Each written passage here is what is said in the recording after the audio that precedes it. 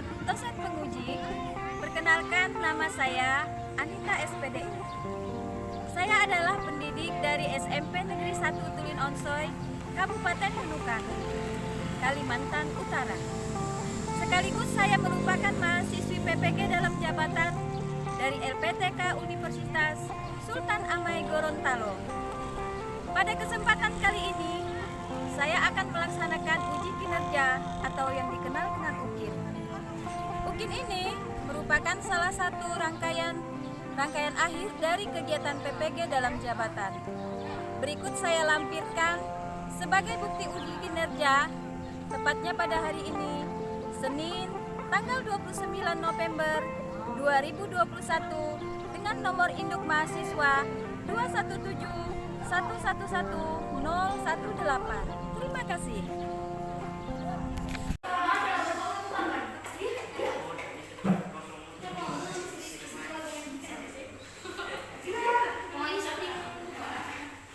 Bismillahirrahmanirrahim. Assalamualaikum warahmatullahi wabarakatuh.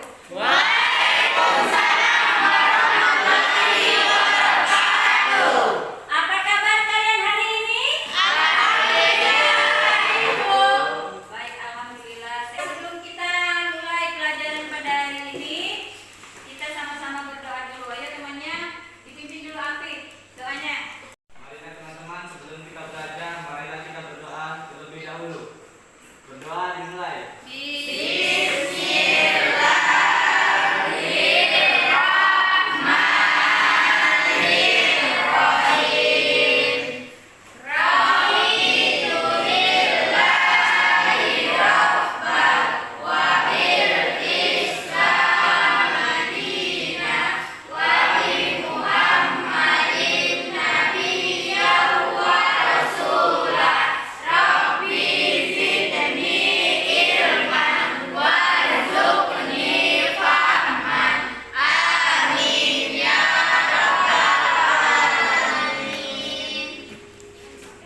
Oke, terima kasih. Sebelum kita mulai pelajaran, kita absen dulu. Hari ini temannya yang tidak hadir siapa saja? Tasya? Tasya. Ya, ibu lihat kan agak banyak ya, berarti yang sudah hadir cuma Tasya, Sarudin. Mereka kenapa? Ya? Nurbazeti, kenapa anda hadir? Ya? Sakit perut. Si Tasya kemana? Oke, ya. Nanti teman-temannya yang tidak hadir dicek dulu ya, siapa tahu sakit nanti kita kunjungi. Oke? Oke, terima kasih. Baiklah, kita lanjut pada pelajaran kita selanjutnya. Masih ingatkah kalian pelajaran kita minggu lalu? Bagus. Kalau masih, ibu mau tanya siapa yang masih ingat? Coba angkat tangan. Saya Bu, Apa? sholat sunnah Bu. Sholat sunnah, iya betul. Sholat sunnah ya. Yang Ya minggu lalu. Sholat sunnah. Oke. Nah, di dalam sholat sunnah itu ada beberapa macam. Coba siapa yang tahu ada berapa macam? ada 3 macam Bu. Ada 3 macam. Oke, ada 3.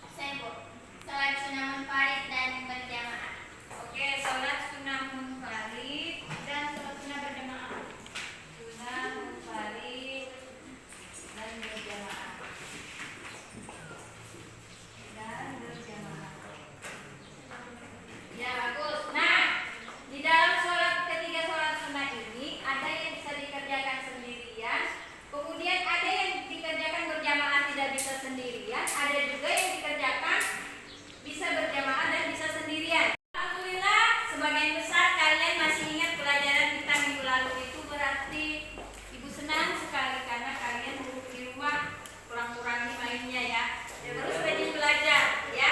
Ya, Bu. Masih semangat? Mana semangatnya? Oke. Sekarang kita main tepuk semangat dulu. Ibu lihat nih ada yang sudah low charge-nya nih. Coba tepuk semangat.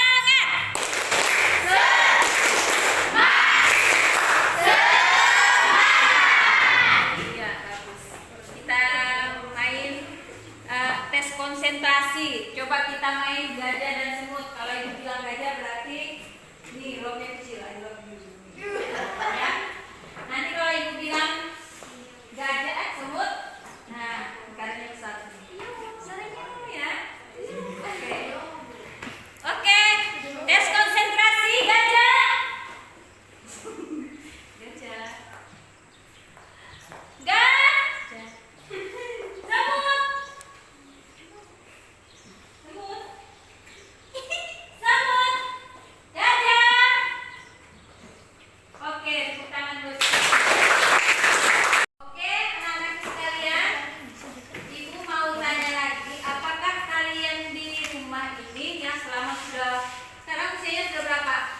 15. Kita 15 ya, 15, 14 itu. Apakah kalian sering melaksanakan sholat? Sering. Siapa yang bohong? Oh benar, berarti semua melaksanakan sholat ya. Oke.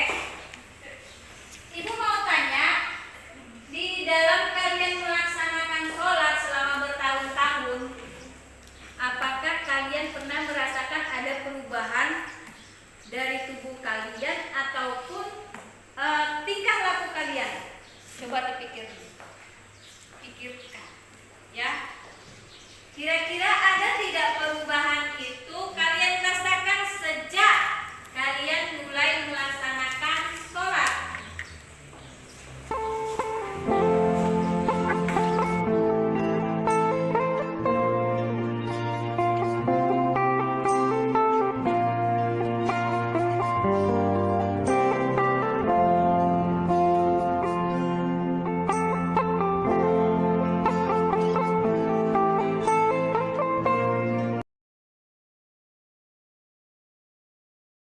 Nah, apakah kalian merasakan perubahan pada tubuh kalian ataupun tingkah laku kalian? Yang bisa yang merasakan, angkat tangan coba. Apa Atun? Yang tadinya tidak sholat, ketika sholat pikiran anak itu. Oke, yang tadinya tidak sholat, ketika sholat pikiran jadi perubahan pertama, pikiran jadi tenang. Coba yang lain. Ini pertanyaan jawaban dari Rabiatul Adawiyah. Coba yang lain. Hati jadi bersih. Emang dicuci pakai risol? Oke, hati jadi bersih. Hati jadi bersih. Konsentrasi. Oke. Nah, ternyata jawaban teman-teman kalian itu semuanya benar, tidak ada yang salah. Ternyata di dalam sholat itu ya, kan di dalam sholat itu ada beberapa rukun yang harus kita penuhi. Nah, salah satunya itu adalah sujud. Ya, salah satunya adalah sujud. Nah, ternyata ya, kamu tahu tidak bahwa ketika orang sujud ya, di dalam sujud, ketika sujud itu akan ada aliran darah akan mengalir pada seluruh otak kita. Itulah tadi kenapa kalian mengatakan ketika sholat hati menjadi tenang. Hati menjadi tenang, ya, pikiran adem. Karena hanya pada saat sujudlah ya, aliran darah yang ada di otak ini akan dialiri ketika kita sujud. Jadi orang yang tidak pernah sholat, dia pasti tidak akan merasakan apa yang kalian rasakan. Karena kenapa? Otaknya tidak pernah bukan tidak pernah sujud otaknya. Otaknya tidak pernah dialiri ya, aliran darahnya tidak pernah menyebar ke bagian otaknya ya. Nah, yang sering berlama-lama bersujud itu ya, dia akan merasakan manfaatnya. Kalian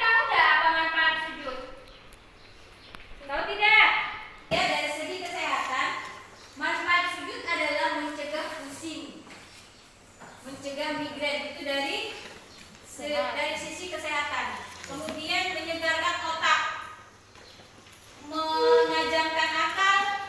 Berarti kalau orang yang sering sujud berarti dia cerdas, ya. Melonggarkan pernapasan, ya, melonggarkan pernapasan. Kemudian memperbaiki kandung rahim. Kemudian menjaga dan menguatkan posisi bayi pada kandungan. Jadi kalau ibu hamil, ya, ibu hamil itu dia kalau rajin sholat, insya Allah anak yang dia kandung akan sehat. Nah, itu ada beberapa manfaat, ya. Oke. Kira-kira kalian sudah punya bayangan nggak pelajaran apa yang kita ingin pelajari hari ini? Sudah. Apa? Sujud. Ya, jadi hari ini kita belajar tentang materi sujud yang di luar dari sholat. Kira-kira ada nggak yang pernah dengar sebelumnya? Ada, Bu. Apa? Sujud syukur. Sujud syukur. Apa lagi yang kalian pernah dengar? Sujud sahwi. Sujud Iya. tilawah. Jadi macam-macam sujud itu ya, ada 3. Sujud sahwi, sujud syukur, Tilawah. sujud tilawah.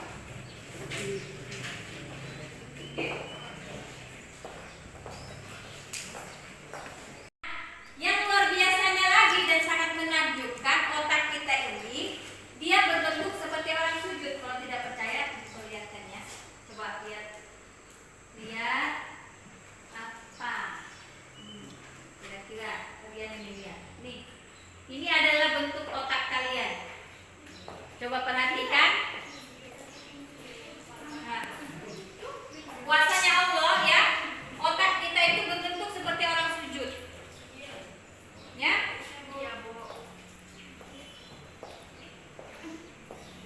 Nah, itu kenapa manusia diperintahkan Allah untuk bersujud. Semua makhluk yang ada di sini, ya, diperintahkan Allah untuk bersujud. Pelajaran kita pada hari ini itu adalah belajar memahami tentang tata cara sujud syukur, sujud sahwi, dan sujud tilawah. Ya. Nah, tujuannya apa? Setelah kalian mempelajari materi ini, kalian nanti dapat 1. Menguraikan pengertian sujud, ya. Kemudian 2. Menunjukkan dalil tentang sujud. Yang ketiga, sebab-sebab kenapa kita melakukan sujud, baik sujud tilawah, sujud sahwi, ataupun sujud syukur, ya. Nah, yang selanjutnya itu tata cara melakukannya. Kemudian yang terakhir adalah hikmah atau manfaat melaksanakan sujud itu sendiri. Ya. Oke, nanti kita akan masuk pada pelajaran inti. Nanti Ibu akan bagikan kalian kertas, ya. Kertas ini masih kosong, ya. Nah, nanti kalian isi dengan pertanyaan. Isi dengan pertanyaan, ya. Setelah itu, setelah kalian isi pertanyaan, nanti kertas ini kita akan pindahkan ke kirinya masing-masing. Jadi kertas ini berputar sampai tiba kembali di tempat kalian. Jadi ditulis ya namanya, ya. Kemudian ditulis namanya. Nanti kalau kalian dapat kertas temannya, itu kalau misalnya pertanyaannya kira-kira kalian ingin tahu jawabannya, ya. Kalau pertanyaannya ingin tahu jawabannya, kalian berikan centang. Tahu centang? Tahu. Ya, tanda centang. Oke, kita mulai, ya.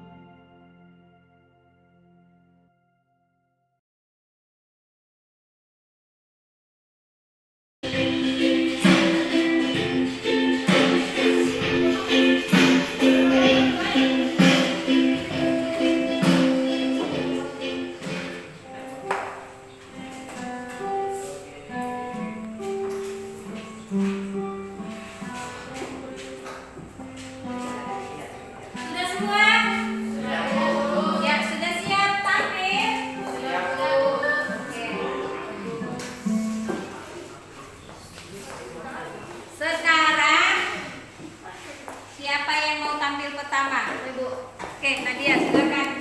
Dan tepuk tangannya buat Nadia.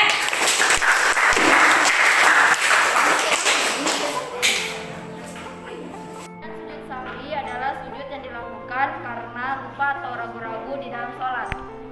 Ya.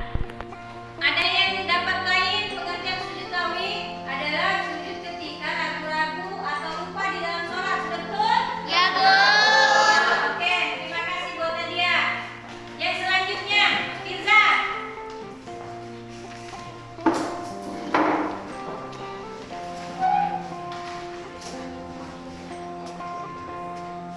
Menunjukkan penjelasan macam-macam sujud.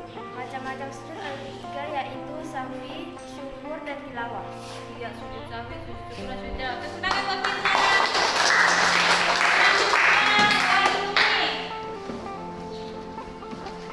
Atau baca di situ aja, Kak. Iya, situ aja. Yang kencang ya. Berdiri.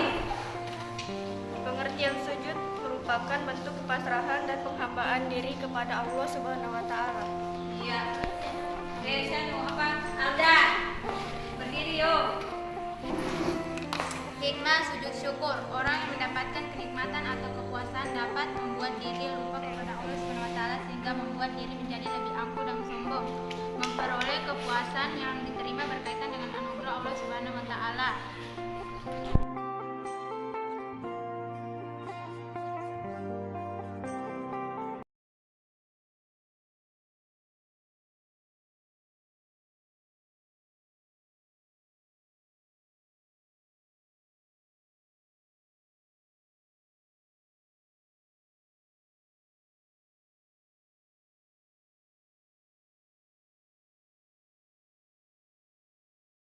Cara melakukan sujud syukur: 1. Menghadapi kiblat. 2. Niat untuk sujud syukur.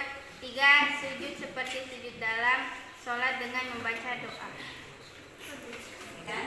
Karena sudah terlalu banyak tentangnya, berarti kalian pikirkan jawabannya sekarang ya. Ibu kasih waktu 15 menit.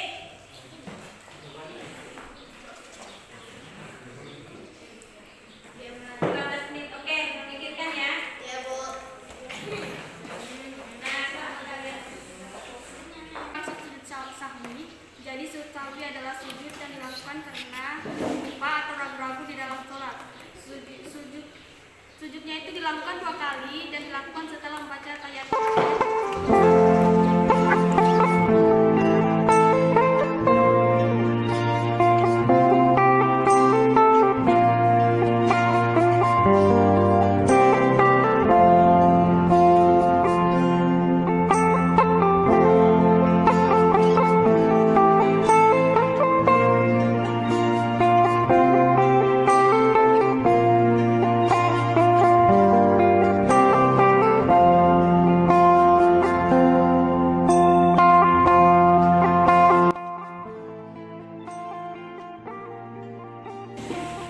Oke, terima kasih ya.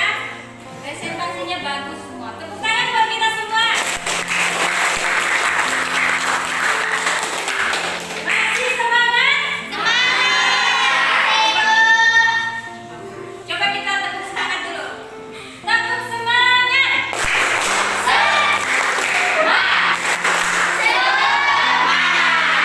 Oke, ya. Sekarang ya, Ibu bagikan tempat kerja. Ini kalian kerjakan.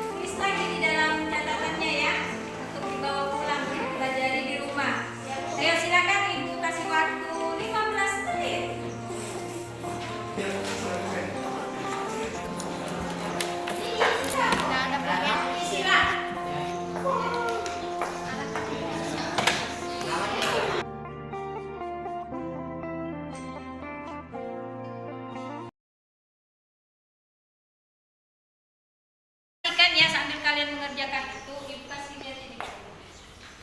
Ini tentang dahsyatnya atau manfaat sujud ya. Kalian bisa sambil lihat.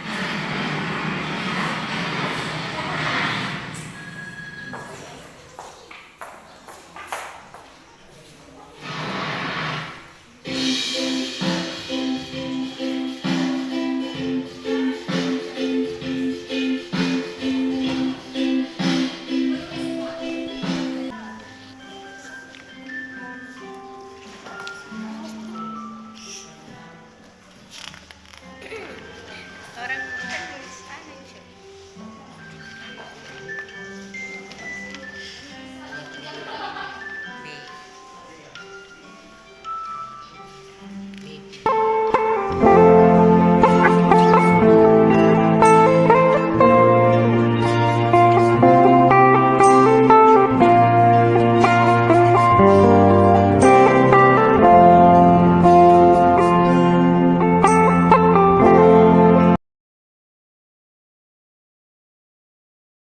Setelah selesai mengerjakan LKPD-nya ya, coba tolong satu orang kumpulkan semua LKPD yang telah kalian isi. Silakan, Riza.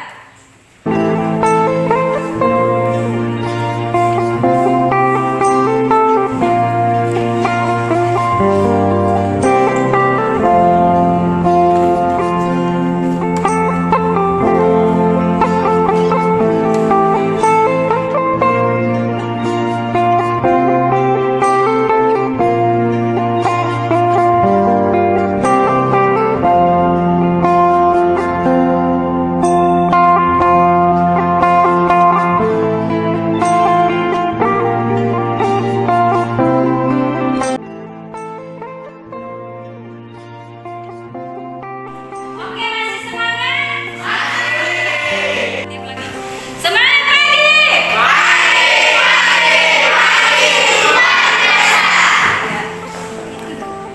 Oke anak-anak ya, setelah kalian belajar materi kita sujud pada hari ini ya, apakah ya apa yang ingin kalian perbaiki untuk kalian diri kalian sendiri ke depan? Itu pertanyaan pertama ya. Kemudian yang kedua, bagaimana cara kalian memotivasi diri ya untuk rajin melaksanakan sujud kepada Allah sebagai bentuk rasa syukur kita kepada Allah Subhanahu wa taala. Dua pertanyaan. Yang sudah dua pertanyaan tadi tuh, siapa yang bisa? Ayo ke depan. Ayo Bu. Ya Nadia sini, tepuk tangan buat Nadia. Dari pertanyaan pertama yang dapat diperbaiki adalah pelajaran sujud ini adalah dengan tidak terburu-buru dalam sujud dan gerakannya diperbaiki, dan yang kedua yang dapat memotivasi adalah agar dapat lebih bersyukur kepada Allah karena diberikan orang tua yang baik dan pengertian. Dan saya akan membalasnya dengan salah satu cara, yaitu berdoa kepada Allah Subhanahu wa taala dan memohon kepadanya. Terima kasih. Tepuk tangan buat Nadia. Oke, selanjutnya ada Mayatri.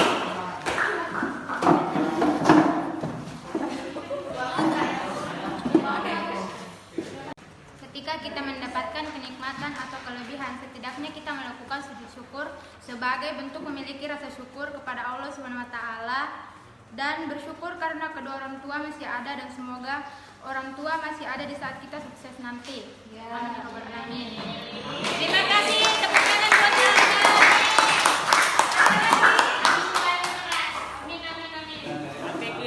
Oke.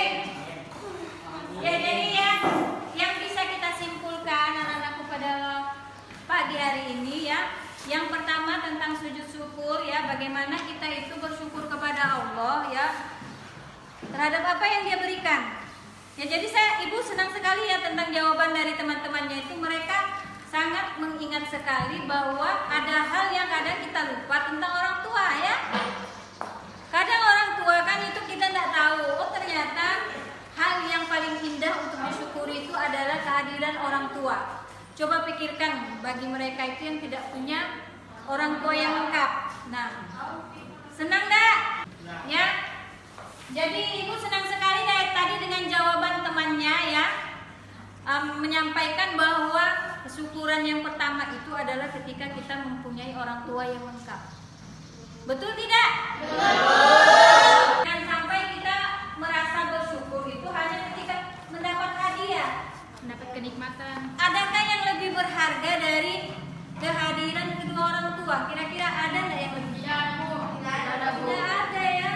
Nah, kemudian yang kedua itu makna yang bisa kita simpulkan daripada sujud sahwi itu adalah kita manusia itu dilarang Allah tidak membenarkan kita untuk lupa ya. Seperti siapa? Jadi dimaknai tentang sujud sahwi itu adalah menghinakan kita Allah menghinakan setan. Kenapa? Setan itu ya pada awalnya dia itu sudah ditempatkan di surga karena kesombongannya. Nah, akhirnya dia dikeluarkan kembali dari surga itu. Kenapa? Hanya disuruh bersujud kepada Nabi Adam. Ya, di situ letak kesalahannya setan. Nah, dari pelajaran sujud sahwi ini kita mengambil hikmahnya bahwa kita tidak bisa sombong ya. Nah, itu. Jadi Allah itu selalu mengajarkan kita hal-hal yang baik-baik. Kemudian di dalam sujud tilawah itu ya adalah ketika kita mendengar tentang bacaan sajadah ya. Ketika kita mendengarkan bacaan sajadah kita langsung bersujud. Jadi ada berapa itu ayat-ayat sajadah? Ada 15. Ya, ada 15. Ya. Satu dalil ya tentang sujud ya. Bismillahirrahmanirrahim. Alam tara anna Allah yasjudu lahu ma fis samawati wa ma fil ardh wasyamsu wal qamaru wan najmu wal jabalu was sajaru wad dawabu wa katsir minan nasi wa katsir haqqa alaihi al adab wa may yahdillahu fama lahu min makrim innallaha yaf'alu ma yasha. Artinya, tidakkah engkau tahu bahwa siapa yang ada di langit dan di bumi yang bersujud kepada Allah? Matahari, bulan, bintang, gunung-gunung, pohon-pohon, hewan-hewan yang melata, dan banyak di antara manusia. Berarti kalau Allah mengatakan banyak di antara manusia, artinya tidak semua manusia bersujud. Betul tidak? Betul. Ada yang masih lengah, lalai, ya. Kemudian tetapi banyak manusia yang pantas mendapatkan azab. Barang siapa dihinakan Allah, tidak seorang pun yang akan memuliakannya. Sungguh Allah berbuat apa saja yang Dia kehendaki. Jadi dari ayat ini ya bisa kita ambil kesimpulan bahwa tujuan penciptaan kita itu adalah karena Allah menginginkan kita selalu sujud kepadanya. Ya, jadi anak-anakku, terima kasih atas pertemuannya hari ini ya. Insya Allah minggu depan kita akan bertemu kembali dengan praktik